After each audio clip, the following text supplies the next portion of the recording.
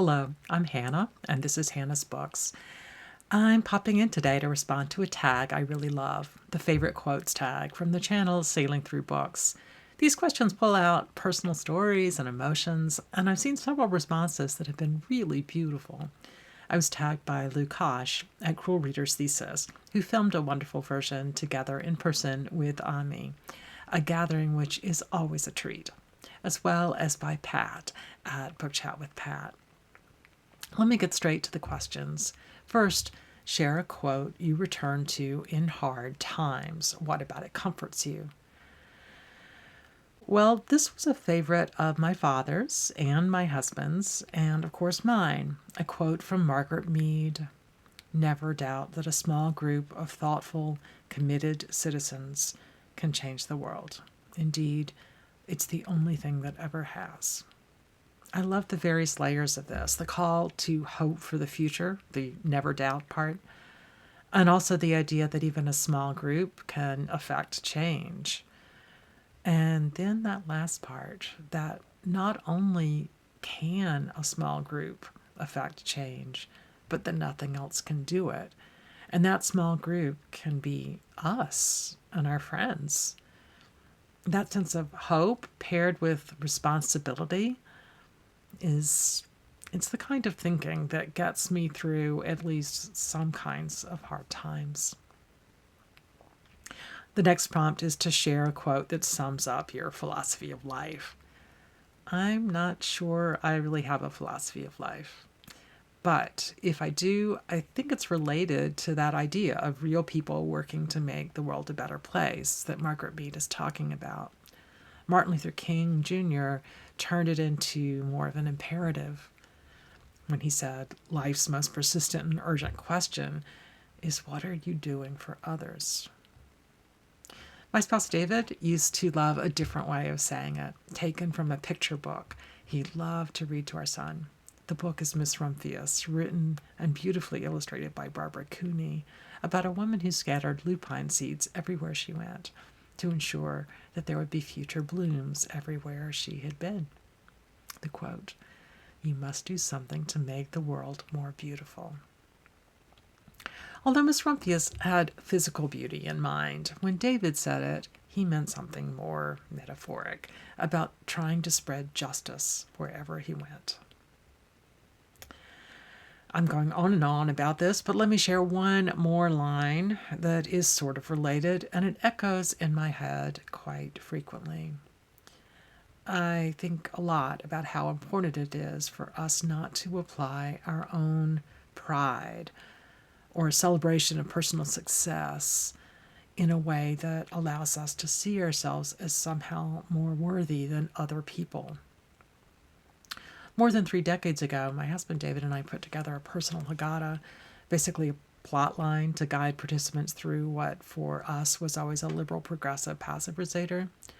Like many lefty Jews, David and I combined traditional readings with the myriad of much more recent material, putting together traditional Jewish texts with all sorts of more contemporary writing, including words from formerly enslaved African Americans interviewed in the 1930s by the Federal Writers Project.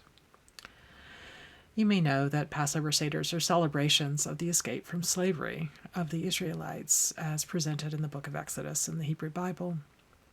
In the story of the parting of the Red Sea, the Israelites celebrate their passage through as the waters close back in, drowning the Egyptians who had held them in bondage.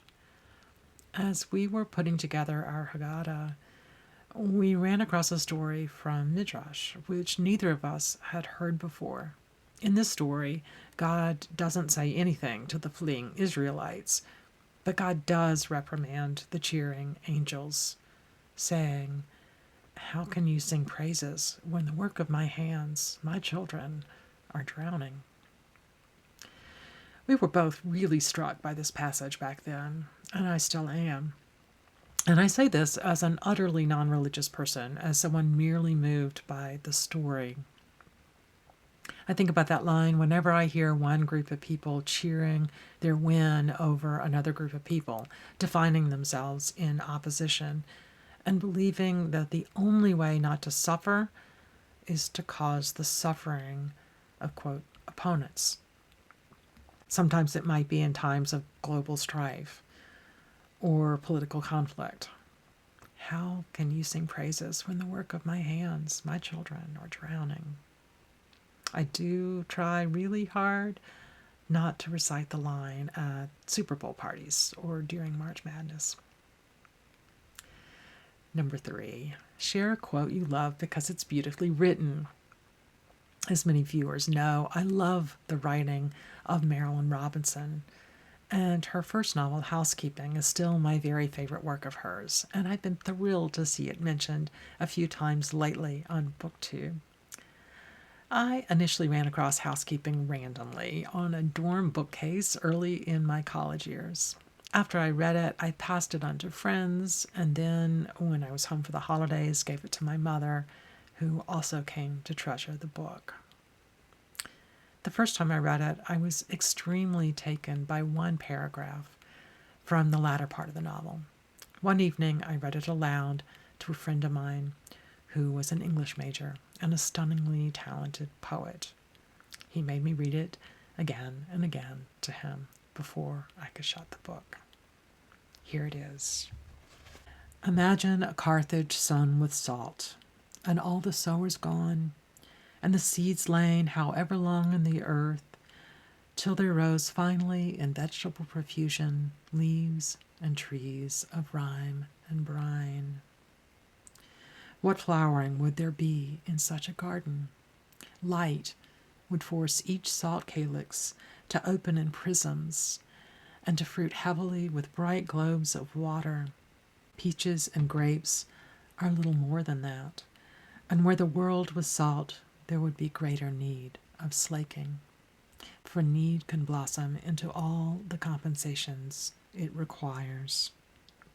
To crave and to have are as alike as a thing and its shadow. For when does a berry break upon the tongue as sweetly as when one longs to taste it? And when is the taste refracted into so many hues and savors of ripeness and earth? And when do our senses know anything so utterly as when we lack it? And here again is a foreshadowing. The world will be made whole. For to wish for a hand on one's hair is all but to feel it. So whatever we may lose, very craving gives it back to us again. Number 4, a poem you've memorized and why you chose to memorize it. I'm going to mention 2 here. The first is a poem I memorized many years ago to recite for David for a special occasion. It's the poem Love is More Thicker Than Forget by E. E. Cummings. Love is more thicker than forget, more thinner than recall, more seldom than a wave is wet, more frequent than to fail.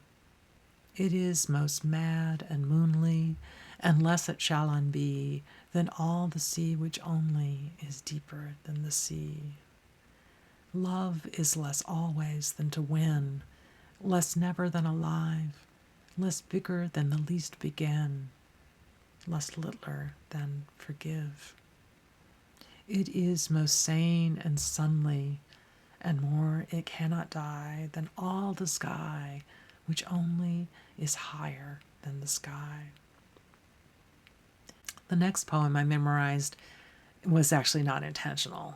My son Abe, who was and still is a Shakespeare freak, was going to participate in a Shakespeare recitation contest when he was in the 8th grade, I think. He had to memorize and perform both a sonnet and a monologue at a festival at the Shakespeare Center downtown. Abe homeschooled all the way through, from kindergarten until he left for college, so I was his theater coach, which is hysterical since I'm even more nervous about the idea of speaking on a stage to a zillion people than I am talking alone to my camera. But we worked day after day on his speeches, and in the process, I learned both the entries myself, too, just by default. I recited the sonnet on the channel before, and we'll leave a link to it down in the description box. Incidentally, Abe won third place in the contest, as I remember it. The other winners were all seniors in high school. Okay, the next prompt is to share a quote that captures how you feel about love or friendship. I'm going to mention one that was very important in my own specific loving relationship with David. The quote is from the Song of Songs in the Bible. I am my beloved's, and my beloved is mine. The line itself is fairly plain, and maybe not tremendously meaningful, I guess, although I do love the sense of mutuality that it expresses. Mostly, I love it because of its long history in our lives. Today, I'm only going to talk about what it meant for us in our last 5 years together. For almost all of that time, David was getting MRI scans roughly every 2 months. He was unable to wear his own clothing during the scan or anything metal. For many years, he had worn 2 wedding rings. It's a kind of a long story. But before he went back for the scans, he would take off his rings, reach out for my hand, and slip them over my own wedding bands. Our hands were almost the same size, in finger length and finger circumference. As he put them on my ring finger, he would recite that line, I am my beloved's, and my beloved is mine. Sometimes in English and sometimes in Hebrew. And after he emerged, an hour or 2 later, I would transfer his rings to his hand and recite the same words. It was like getting married again, over and over and over. And it was always beautiful.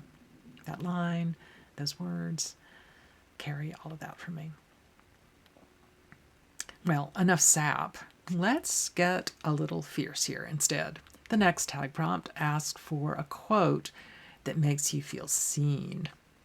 I've often mentioned that 2 books in my life pretty much defined how I saw myself for years, and still do to a degree, as a plain and shy person who nevertheless has an intense oppositional streak.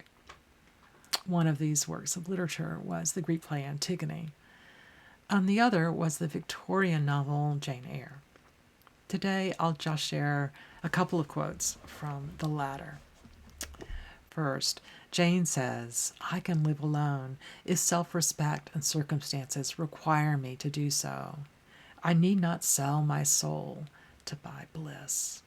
I have an inward treasure born with me, which can keep me alive if all extraneous delights should be withheld or offered only at a price I cannot afford to give. And the second, I am not an angel, I asserted, and I will not be one until I die. I will be myself. Mr. Rochester, you must neither expect nor exact anything celestial of me, for you will not get it, any more than I shall get it of you, which I do not at all anticipate. Okay, the last prompt is to share a quote you'd want read at your funeral. When I first read the prompts, I felt awfully perverse because honestly, I don't have one. I hope that after I die, some of my friends will gather together and share stories about things we did together, or something that we shared that meant something to them. Maybe they'll have poems or quotes they'll want to share, and that would be lovely, if that's what they choose. But I don't need to plan what will happen or what might be said. I'm happy if they want to have a picnic and chat casually, or take a quiet walk together along the creek near my house, or maybe the beach in my old hometown, or maybe at one of the labyrinths where many of us go when we're remembering David, who loved labyrinths. It is conversation I'm hoping for, I guess, or maybe just silent moments with each other. I said I felt perverse for feeling this way, but then as I watched other people answering this tag, a few people also resisted a bit, which I found really fascinating. This is a really lovely tag. I loved watching other people's responses, and I am so grateful to both the creator of the tag and the people who tagged me. And thanks to all of you for joining me today here on Hannah's Books. See you soon.